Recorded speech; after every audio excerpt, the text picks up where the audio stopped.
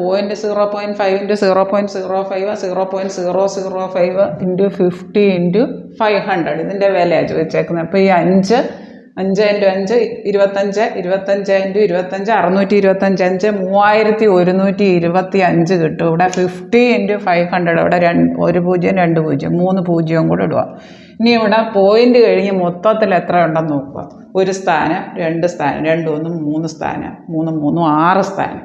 ഇവിടെ പോയിന്റ് കഴിഞ്ഞ് ഒരു സ്ഥാനം, ഇവിടെ പോയിന്റ് കഴിഞ്ഞ് 2 സ്ഥാനം, ഇവിടെ പോയിന്റ് കഴിഞ്ഞ് 3 സ്ഥാനം, ഇവിടെ ഒരു സ്ഥാനം, ഇവിടെ 2 സ്ഥാനം. അപ്പോൾ രണ്ടും കൂടെ 3 സ്ഥാനം, ഒരു സ്ഥാനം 2 സ്ഥാനം, 3 സ്ഥാനം 3 സ്ഥാനം, ഇവിടെ മൊത്തം 6 സ്ഥാനമുണ്ട്. ഇതിലൊരു സ്ഥാനം, ഇവിടെ 2 സ്ഥാനം, അപ്പോൾ 3 സ്ഥാനം, പിന്നെ 3 സ്ഥാനം, അപ്പോൾ 6 സ്ഥാനമുണ്ട്.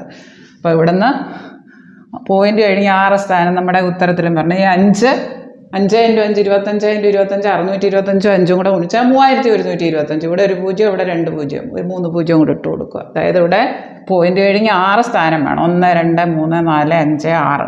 അതായത് 3.125 എന്ന് പറഞ്ഞാൽ 3.125. ഓപ്ഷൻ ഡി ആണ് ഉത്തരം. 3.125. ഓപ്ഷൻ ഡി ആണ് ഉത്തരം.